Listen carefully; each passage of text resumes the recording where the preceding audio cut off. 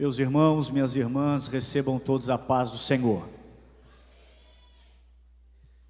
Quem está sentindo a presença do dono da casa aqui essa noite? O povo que ama a Bíblia e honra a Bíblia ainda está aqui? Aleluia. Abra sua Bíblia no livro do Gênesis, capítulo de número 10. Livro do Gênesis, capítulo de número 10. Leremos o verso de número 8. Livro do Gênesis, capítulo de número 10. Leremos o verso de número 8, verso 9 e também o verso 10. Enquanto você localiza a referência bíblica, a minha palavra é de gratidão a Deus nesse altar, por poder estar mais uma vez no Congresso dos Gideões, podendo ministrar a palavra e servir este congresso, esta igreja, com uma porção da palavra de Deus. Louvar a Deus pela vida do meu pastor presidente, pastor Newton, pastora Regina, pastor Lediel, pastora Juliane, que são nossos pastores ali em Blumenau. Louvar a Deus pela vida da minha esposa, nossa filha Emanuele, de 1 ano e 11 meses, que está intercedendo pela minha vida. Louvar a Deus pela vida de todos os pastores que compõem a diretoria dos Gideões, e louvar a Deus pela vida de cada missionário que está aqui representando as mais de 1000 famílias que são atendidas por esta obra. A minha gratidão. Louvar a Deus pela vida dos pastores de Blumenau que estão aí, meu pai e meu irmão que também me acompanham. Quem achou a referência bíblica, diga amém. Diz assim, verso de número 8 do capítulo 10, diz assim: Cush gerou Nimrod, o qual começou a ser poderoso na terra. Foi valente caçador diante do Senhor. Daí dizer-se como Nimrod, poderoso caçador diante do Senhor. O princípio do seu reino foi Babel.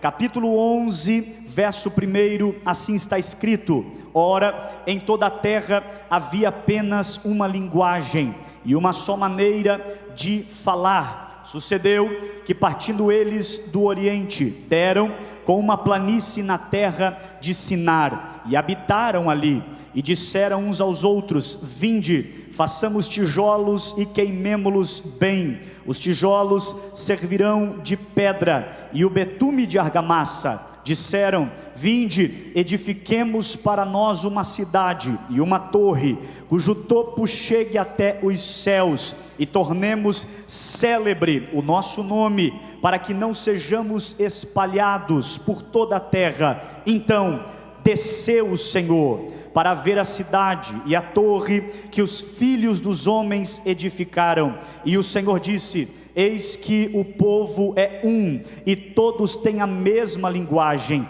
Isto é apenas o começo. Agora não haverá restrição para tudo que intentam fazer. Vinde, desçamos, confundamos a sua linguagem, para que um não entenda a linguagem do outro. Destarte, o Senhor os dispersou dali para a superfície da terra, e cessaram de edificar a cidade. Chamou-se aquele lugar Babel, porque ali confundiu o Senhor a linguagem de toda a terra, e dali o Senhor o dispersou por toda a superfície dela. E você diz amém por esta palavra.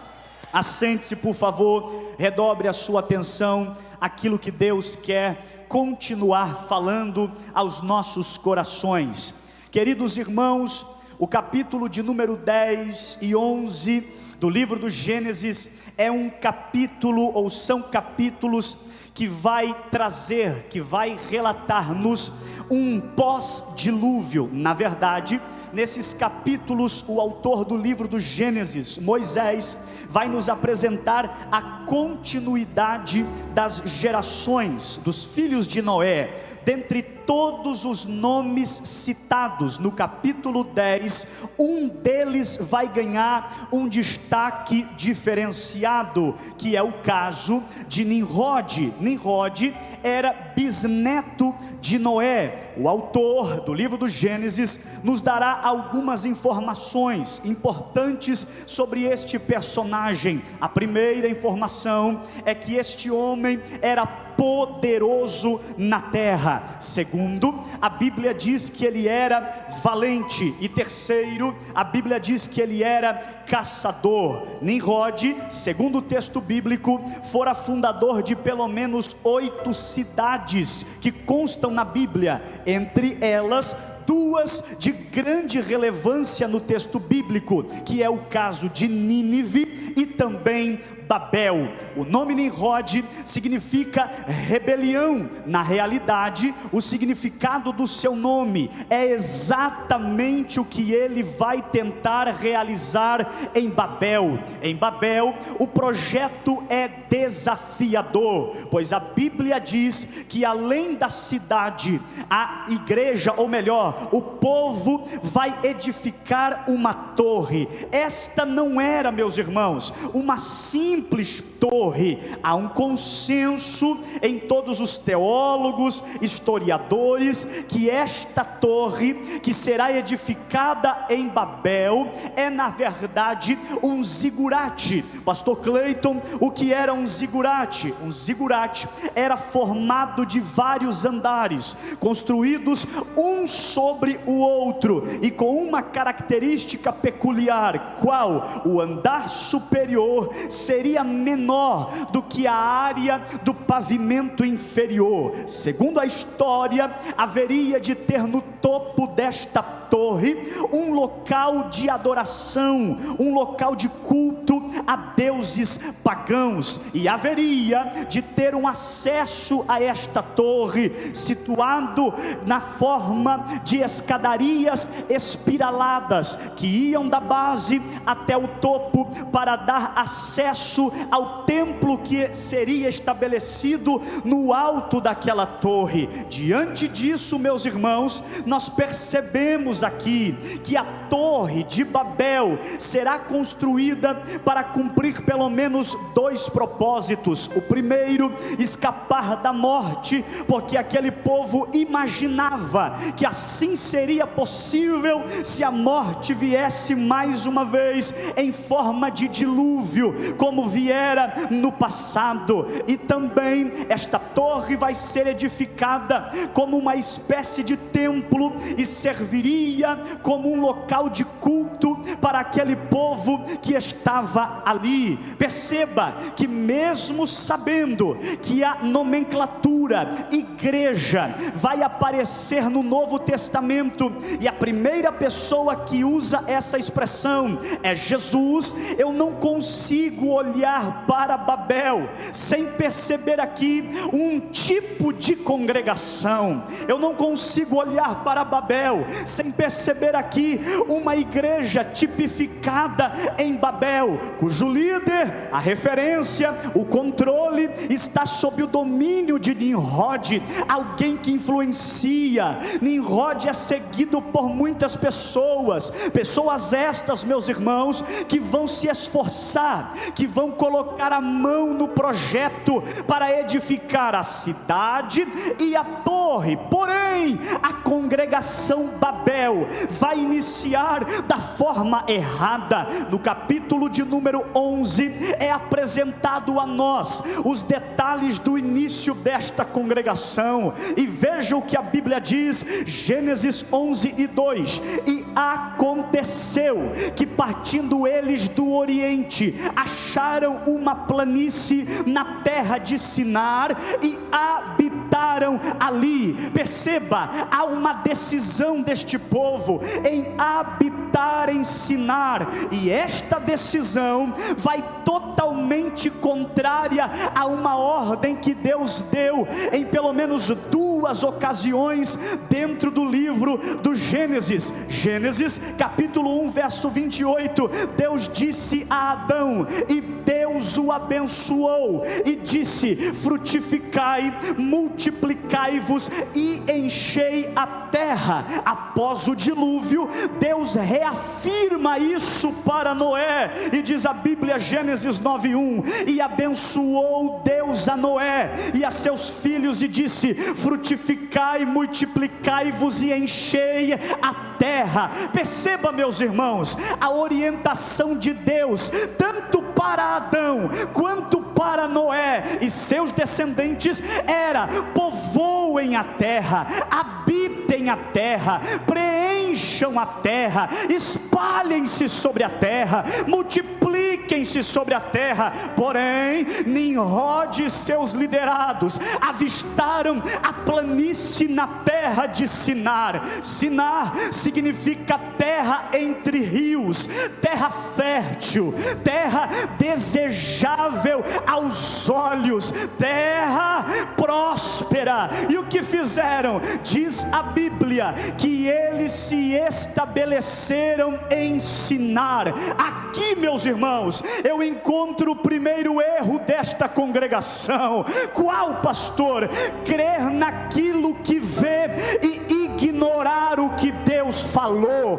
Crer naquilo que vê e ignorar o que Deus falou. Muitos crentes hoje em dia, infelizmente, estão vivendo a síndrome de Babel, estão apegados à planície de Sinar, que esqueceram que o que Deus tem é muito maior, esqueceram que o que Deus tem é muito melhor, esqueceram que o que Deus tem é muito superior. Pastor, o que você veio pregar aqui essa noite? Eu vim pregar que você não pode ignorar a voz de Deus por aquilo que você está vendo em um momento. Não ceda ao desejo dos seus olhos e invalide a voz de Deus. Muitos cederam ao desejo dos olhos e esqueceram-se da voz do Senhor. Muitos se curvam sobre aquilo que os seus olhos estão vendo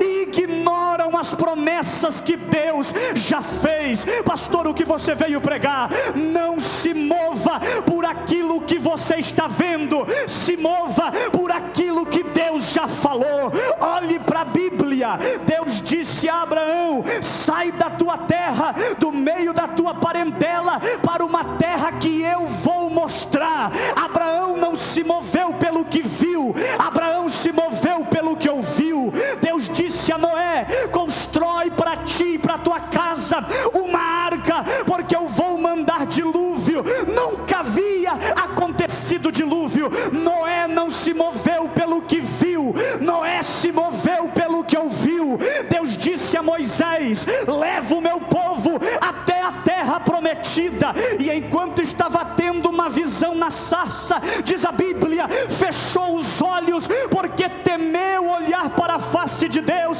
E diz o texto: e Deus bradou do meio da sarça. Moisés não se moveu pelo que viu, Moisés se moveu pelo que ouviu.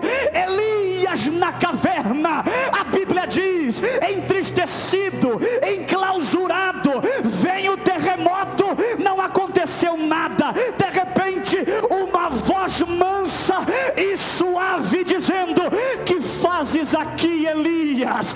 Elias não se moveu pelo que viu, Elias se moveu pelo que ouviu. Pastor Cleiton, por que é que eu preciso me mover pelo que eu estou ouvindo? É simples, porque o diabo é especialista em colocar coisas diante dos nossos olhos para fazer com que o propósito seja desvirtuado. Lembra de Sansão? Saiu do caminho para ver a carcaça do leão que havia matado, mas na carcaça havia mel, e aquele que saiu para ver acabou tocando. Olha para Davi.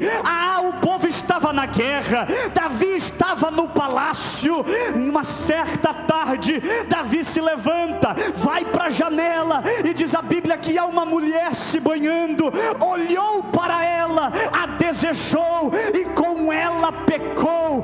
Cuidado com aquilo que o diabo coloca diante dos seus olhos. Pode ser morte para a sua vida, pode ser morte para o teu ministério. Pastor Cleiton, então o que eu faço? Fica com Jesus. A Bíblia diz que Jesus é levado até o alto de um monte e o diabo vai mostrar-lhe, e diz o texto, Lucas capítulo 4, e mostrou-lhe por um momento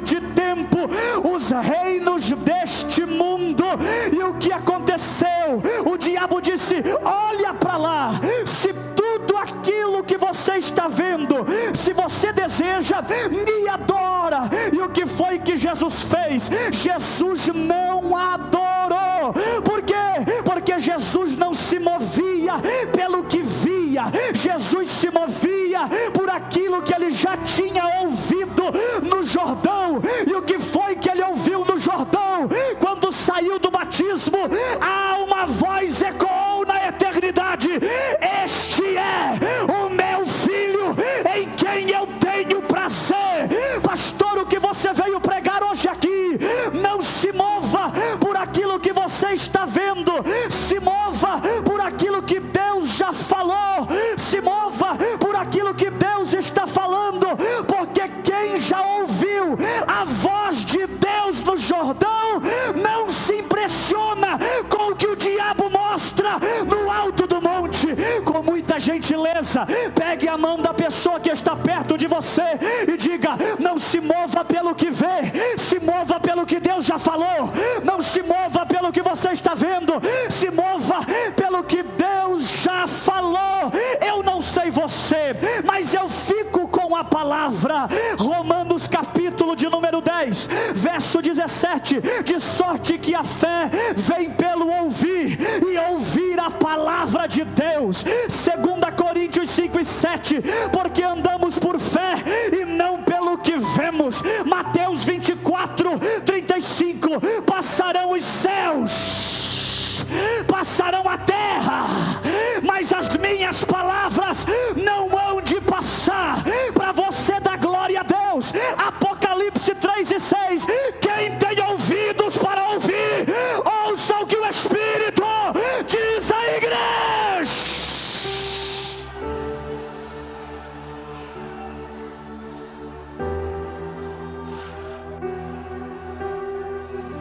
Oh, glória! Fica com a voz. Por causa da voz, você já enfrentou demônio. Por causa do que Deus falou, você já enfrentou depressão. Por causa do que Deus falou, você já enfrentou a fofoca. Por causa do que Deus falou, você já enfrentou a calúnia.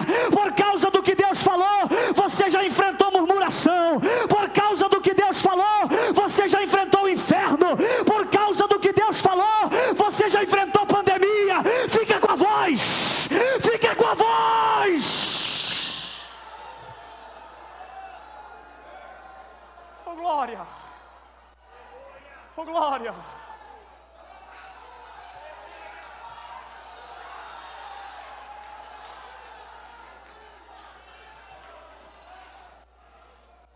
Oh, glória!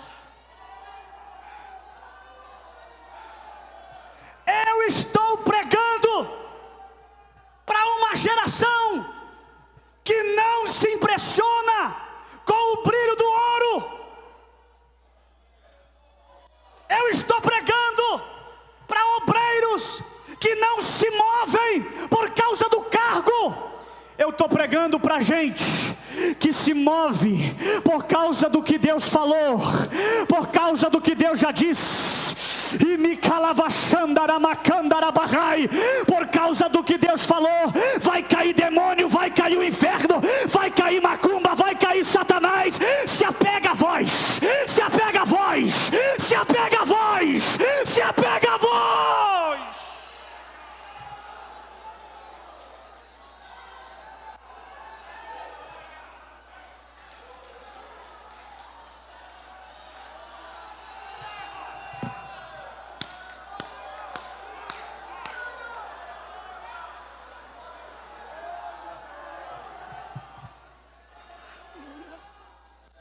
Aleluia, aleluia, aleluia. O que vai prevalecer sobre ti é o que Deus tem falado sobre ti. Oh, glória, oh, glória, oh, glória. Ei, missionários, vocês só chegaram lá porque foram motivados por causa de uma voz. Você só está aqui essa noite porque tem uma voz. Você não vai parar, porque quando você pensa em parar, você ouve o som da voz dEle. Deus te trouxe aqui, esse congresso, para você receber essa palavra. Eu estou contigo, não para. Se é preciso ouvir a minha voz, ouça, ouça, ouça, ouça. Quem pega esta palavra?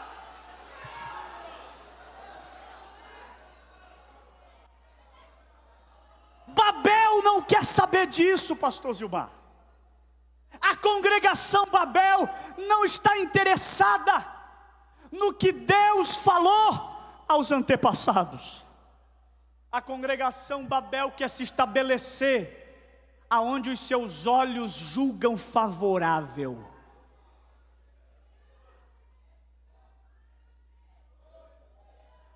Aí a Bíblia diz: o local é esse. Vamos fazer? Vamos. Edifiquemos para nós. Babel vai se mobilizar para edificar, para construir, levantar, porém com a motivação errada. Qual? Edifiquemos para nós.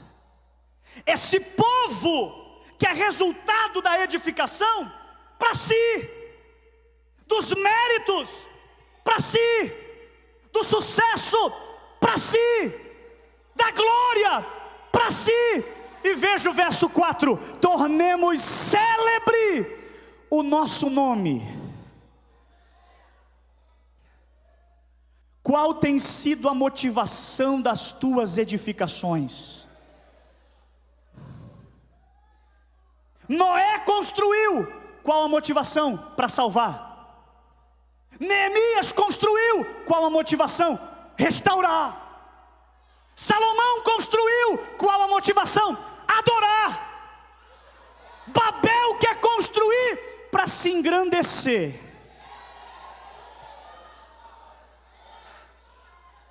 Babel tem o espírito de se engrandecer. Edifiquemos para nós, tornemos célebre o nosso nome. Essa congregação está com motivações erradas. Eu e você não somos de Babel, porque Babel edifica para si, eu e você edificamos para ele.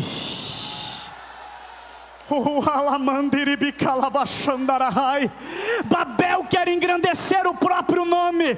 Nós estamos aqui para engrandecer o nome dele, exaltar o nome dele, bendizer o nome dele. Quem veio a esse congresso fazer isso, levanta a mão e pega esta palavra.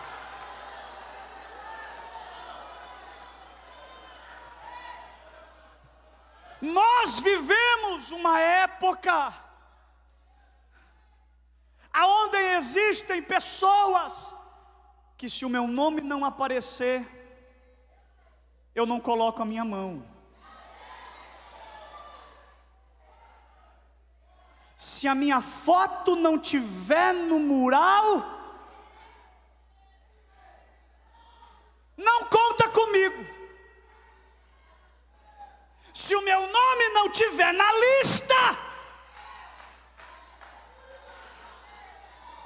eu não vou, não ajudo, não faço. Olha para cá, quem você está engrandecendo aqui? Quem você veio engrandecer aqui? O que te motivou a sair de casa, colocar essa roupa, entrar no carro, viajar quilômetros para chegar aqui? Se é para Ele, você pode adorar. Se é para Ele, você pode adorar. Se é para Ele, você pode.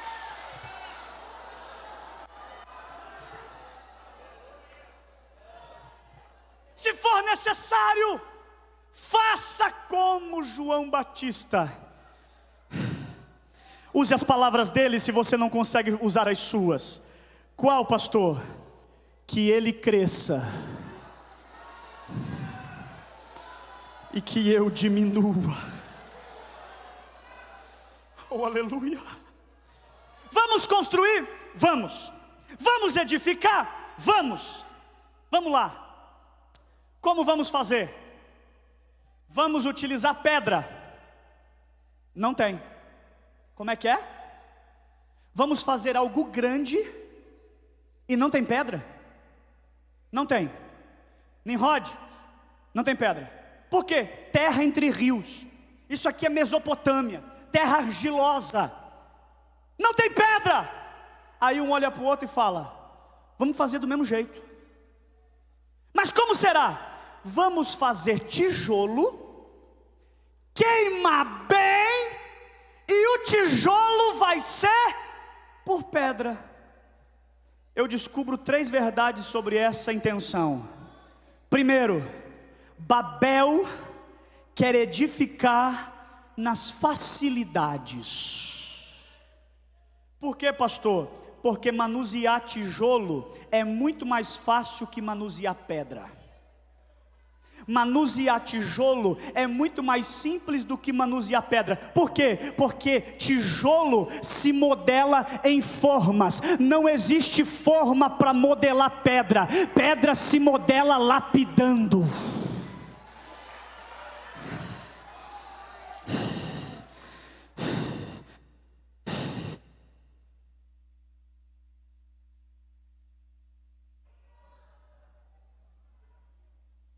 Aleluia. É difícil, dá trabalho, vai suar, mas constrói com pedra. Pastor, o que você veio pregar? Quem quer fazer grandes coisas para Deus não encontrará facilidades, vai ter que pagar preço, vai ter que suar, vai ter que derramar lágrima, vai ter que bater na pedra, vai ter que lapidar, vai chorar, vai sofrer, vai apanhar, mas o resultado será satisfatório.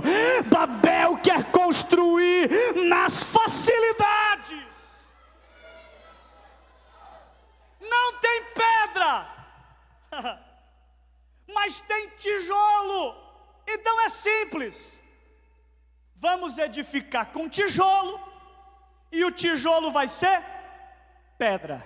Pastor, qual é a segunda verdade? Babel, além de querer edificar nas facilidades, Babel quer edificar nas aparências. De longe parece pedra,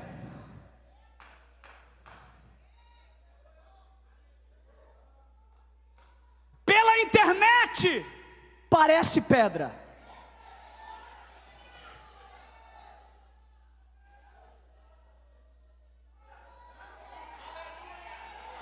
Chega perto, é tijolo. De longe tem cara de pedra, mas anda com ele uma semana e vê como fala, é tijolo. Babel quer edificar nas aparências. Tem cara de pedra, tem jeito de pedra. Quando você olha parece, mas não é, porque é tijolo.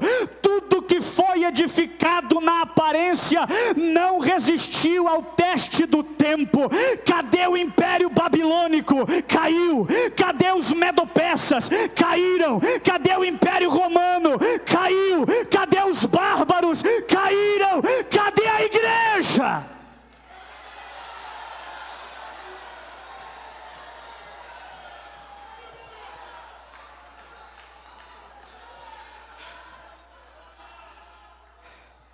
Pedro, tu és Pedro, mas sobre mim esta pedra edificarei a minha igreja, e as portas do inferno não prevalecerão.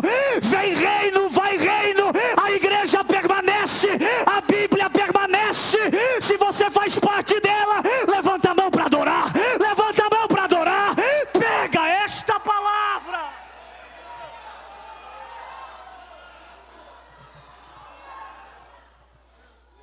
Aleluia.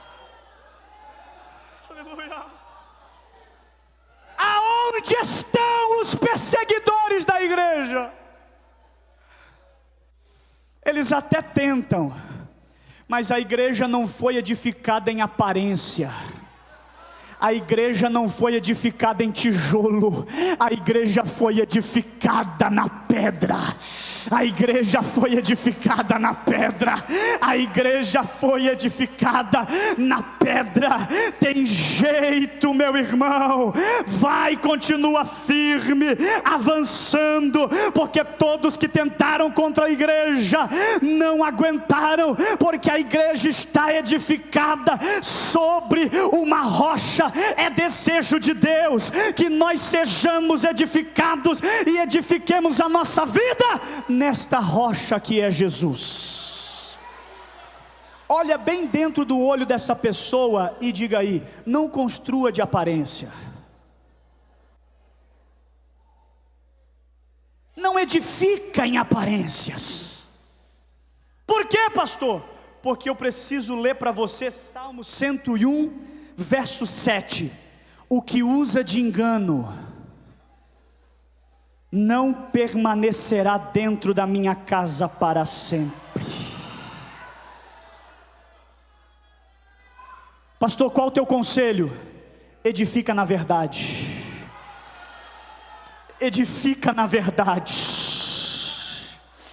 Edifica na verdade. O que me chama a atenção, pastor Adriano, é que Babel, a congregação Babel, quer edificar na facilidade, porque não tem pedra, vai tijolo. Quer edificar na aparência, não tem pedra, vamos aqui fazer um jeito, e o tijolo vai ser pedra. Mas em nenhum momento do texto você vê a congregação Babel cogitando a possibilidade de ir atrás de pedra. Não tem aqui, mas vamos dar um jeito de achar. Não, se contentaram em edificar do jeito que estava. Aí você precisa concordar comigo. Tem muita gente que se conforma em edificar, aleluia, sem ter a certeza de que a pedra está presente. Tem recurso, tem prata, tem ouro, não tem pedra, não importa, deixa para lá. Eu preciso olhar para a Bíblia. Olha para Salomão. Tem recurso, tem prata, tem ouro, tem mão de obra, mas está faltando alguma coisa aqui para dar base. O que é, rei? Está faltando a pedra. E eu já sei aonde encontrar. Segundo Crônicas capítulo 2 verso 2, e designou Salomão 70.000 homens de carga e 80.000 que talhavam pedras nas montanhas. Por que é que Salomão vai atrás de pedra nas montanhas? Porque na sabedoria que havia nele, ele entendeu que aquilo que dá base, aquilo que dá firmeza, não é de baixo, é de cima. Aleluia. O que tem te mantido de pé não é da terra. O que tem te mantido de pé não é de baixo. O que tem te mantido de pé não é da terra. O que tem te mantido de pé é de cima. Você não caiu porque o céu está de olho em você. Não tombou porque o céu está de olho em você. Nem vai cair porque a tua vida está alicerçada nele. Quem pode adorar? Quem pode adorar?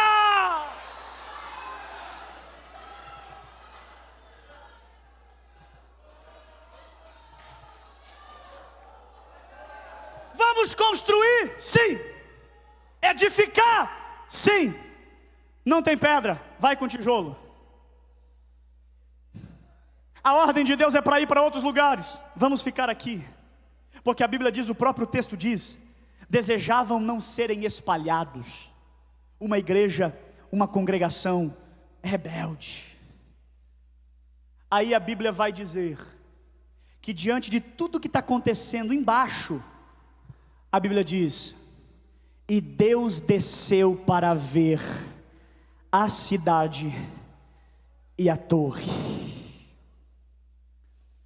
A palavra ver que é usado aqui é a palavra ra, que quer dizer inspecionar. Deus vai descer para vistoriar a obra. Pastor, o que você está pregando? Deus vai descer para fazer uma vistoria na obra da congregação Babel. Pastor, mas Deus tem qualificações para fazer esta verificação? Hebreus 11, 9 e 10. Pela fé Abraão habitou na terra da promessa, como em terra alheia, morando em cabanas com Isaque e Jacó, herdeiros com ele da mesma promessa, porque esperava a cidade que tem fundamentos, da qual o arquiteto e construtor é Deus. Se tem alguém que tem qualificação para fazer esta vistoria, é o próprio Deus. E Deus vai descer para vistoriar a cidade. Pastor, o que você veio pregar? Em todo o tempo os olhos de Deus estão sobre nós. Não nos esqueçamos de Lucas 12, 48. A quem muito foi dado, muito será exigido, e a quem muito foi confiado, muito mais será pedido. Pastor, qual o resultado da vistoria que Deus fez? Embargou a obra, não avança. Por quê? Porque projeto que começa sem Deus não vai para frente.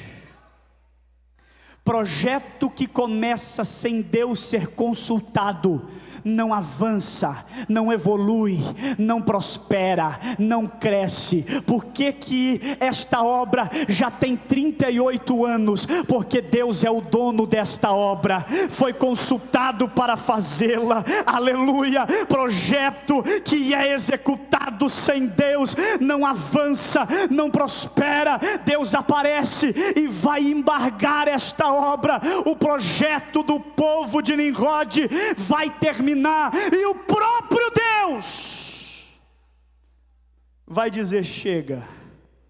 Porque a Bíblia diz no começo: edifiquemos uma cidade. Veja, edifiquemos. Deus olha para tudo aquilo e diz: desçamos. Por quê? Porque se na terra tem unidade para fazer o que é errado, no céu tem unidade para fazer o que é certo. Aleluia. Desçamos, confundamos, e a Bíblia diz que o projeto vai ser terminado. Oh, que congregação que vai terminar de forma trágica. E como é que vai terminar? Sendo espalhados por toda a terra. Mas não era o que eles não queriam fazer? Era, mas eles não entenderam que o que vai prevalecer sempre é a vontade de Deus. É a vontade de Deus. Porém, meus irmãos, a Bíblia vai me apresentar uma outra congregação, e é com essa que eu quero encerrar a minha mensagem. Uma congregação que se chama Congregação de Jerusalém. E a congregação de Jerusalém é muito parecida com a congregação de Babel, mas ela também é muito diferente. Explica, pastor. Nas duas havia unidade. Em Babel, a unidade para se rebelar contra Deus. Em Jerusalém, a unidade para orar a Deus. Nas duas havia fogo. Em Babel, fogo para queimar tijolo. Em Jerusalém, fogo para queimar os corações. Em Babel, fogo feito por homens e produzido produzido na terra, em Jerusalém, fogo do Espírito, e produzido no céu. Nas duas Deus desceu. Em Babel Deus desceu para reprovar, mas a igreja de Jerusalém Deus desceu para avivar. As duas queriam chegar ao céu. Babel queria chegar por uma torre, Jerusalém queria chegar por um caminho. Nas duas havia línguas estranhas. Em Babel elas geraram confusão. Na igreja de Jerusalém, admiração. As duas se espalharam sobre a terra. Babel por causa de uma repreensão, a igreja de Jerusalém por causa de uma missão. Nas duas havia poder, porque Nimrod, diz a Bíblia, era poderoso, mas o seu poder era humano e da terra. Mas na igreja de Jerusalém, o poder era de Deus e vinha do céu. O poder era de Deus e vinha do céu. Quem faz parte dessa igreja, fica de pé para adorar, fica de pé para adorar, fica de pé para adorar.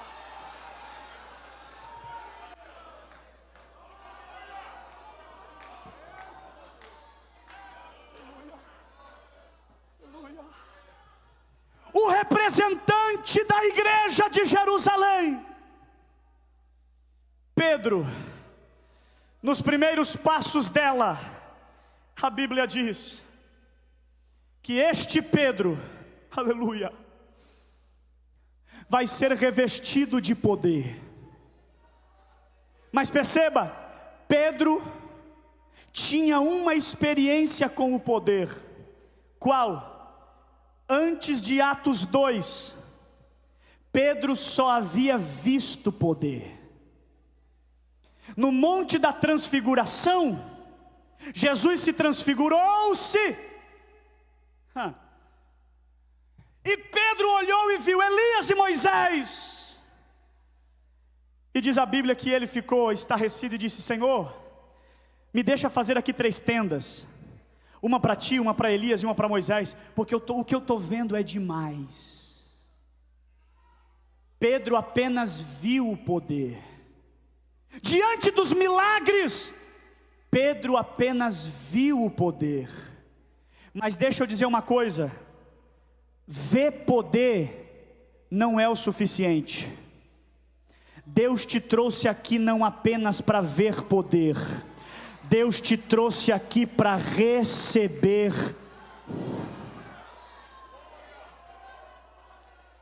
Por que, pastor? Ver poder não é suficiente. Porque o Pedro que viu poder, negou Jesus 3 vezes. O Pedro que viu poder, depois que Jesus ressuscitou, queria largar tudo e disse: eu vou voltar a pescar. Mas diz a Bíblia que depois de uma noite frustrante, tem alguém na praia. E quem é que está na praia? Jesus. E ele diz: e aí, pescadores? Pescaram alguma coisa? Alguém diz: nada. Então joga a rede para o lado direito. E diz a Bíblia: e pescaram 153 grandes peixes. Pedro, que está no barco, olha para a rede, olha para o peixe, olha para a praia. Olha para a rede, olha para o peixe, olha para a praia. Eu conheço, eu sei quem é. Bota a roupa, pula na água e vai nadando. Quando chega diante de Jesus, Jesus diz: Pedro, tu me amas? Senhor, tu sabe que eu te amo. Pedro, tu me amas? Senhor, tu sabe que eu te amo. Pedro, tu me amas? Senhor, o Senhor sabe tudo de mim. Tu sabe que eu te amo. Então apacenta as minhas ovelhas. Negou 3 vezes. Por 3 vezes foi indagado sobre o seu amor incondicional. Pastor, o que isso revela? O perdão de Jesus é suficiente para todas as quedas da sua história. Depois desse encontro, Pedro se motiva. E agora a igreja está no cenáculo. E de repente, veio do céu um som veemente e impetuoso. E foram vistas sobre eles línguas repartidas como que de fogo, as quais pousaram sobre cada um deles, e todos